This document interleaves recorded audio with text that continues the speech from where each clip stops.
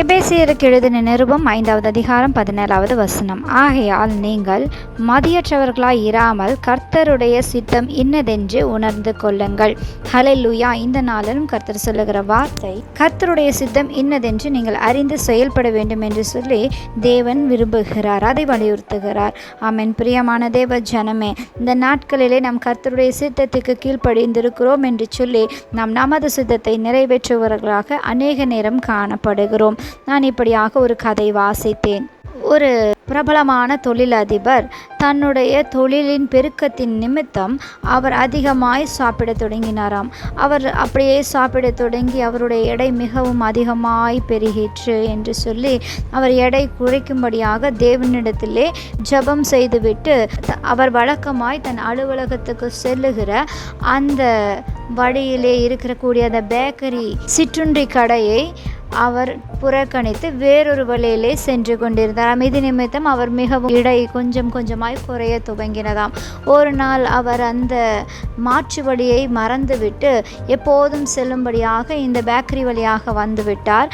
வந்ததும் இவர் தேவ சித்தம் இதுதான் என்று சொல்லி அவரே நினைத்து கொண்டு அங்கு போய் அநேக தின்பண்டங்களை வாங்கி கொண்டு தன்னுடைய அலுவலகத்துக்கு சென்றாராம். அங்கு இருக்கிறவர்கள் எல்லோரும் கேட்டார்களாம், இது என்ன, மீண்டுமாக நீங்கள் எடை குறைப்பதை நிறுத்திவிட்டீர்களா என்று எல்லோரும் கேட்கும்போது, இல்லை இல்லை, நான் இன்றைக்கு சாப்பிட வேண்டும் என்பது தேவ சித்தம் என்று அறிந்து கொண்டேன். நான் அந்த வழியாக செல்லும்போது அந்த கடைக்கு முன்பாக கார் பார்க்கிங் கிடைத்து விட்டால் இது தேவ சித்தம் என்று நான் நம்புவேன் என்று சொல்லி அந்த இடத்து வழியாக போனேன். 10 முறை சுற்றின பின்பாக அந்த இடத்துல எனக்கு பார்க்கிங் கிடைத்து விட்டது. நான் உடனே போய் இது தேவ சித்தம் என்று சொல்லி எல்லா தின்பண்டங்களையும் வாங்கி கொண்டு வந்துவிட்டேன்.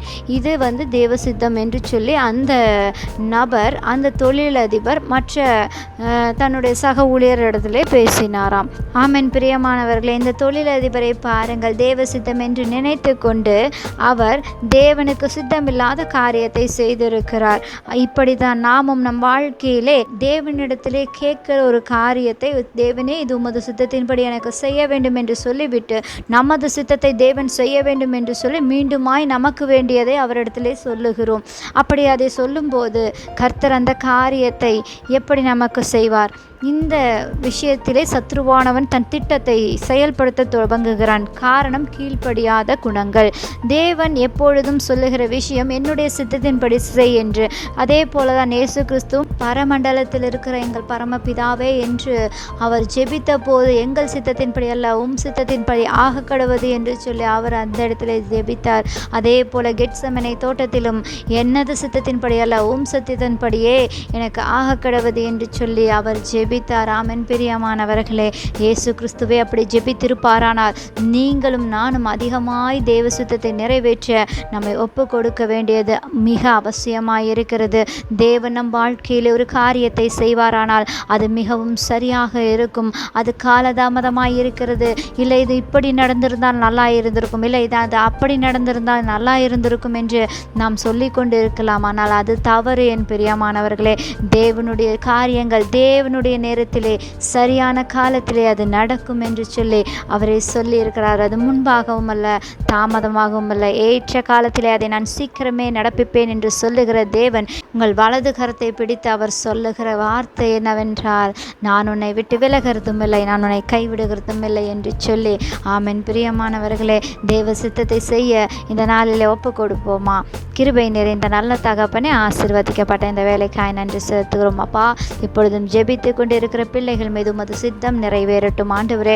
அநேக நேரங்கள் நாங்கள் எங்கள் சித்தத்தின்படி ஓட நாங்கள் பிரயாசப்பட்டு இருக்கிறோம் ஆண்டவரே. அது உமது சித்தமாய் இருக்கட்டும் என்று சொல்லி நாங்கள் நினைத்திருக்கிறோம். இப்பொழுது நாங்கள் அதற்காய் மன்னிப்பு கேட்கிறோம் ஆண்டவரே. வருந்துகிறோம் சுவாமி. நாங்கள் பல நாட்களாக உம்மை விட்டு ஓடிக்கொண்டே இருந்தோம். உமது சித்தத்தை நாங்கள் அறியாதபடி நாங்கள் எங்கள் சித்தத்தை உமது காரியத்திலே பிசாசானவனுக்கு இடம் கொடுத்து அதை நிறைவேற்றி கொண்டிருந்ததை நாங்கள் அறிந்திருக்கிறோம். அதன் மூலமாய் நாங்கள் தோல்விகளையும் அடைந்திருக்கிறோம் என்று இந்த நாளிலே எங்களை ஒப்பு கொடுக்கிறோம் ஆண்டவரே. ஒப்பு கொடுக்கிற பிள்ளைகள் வாழ்க்கை மறுரூபப்படுத்துங்க.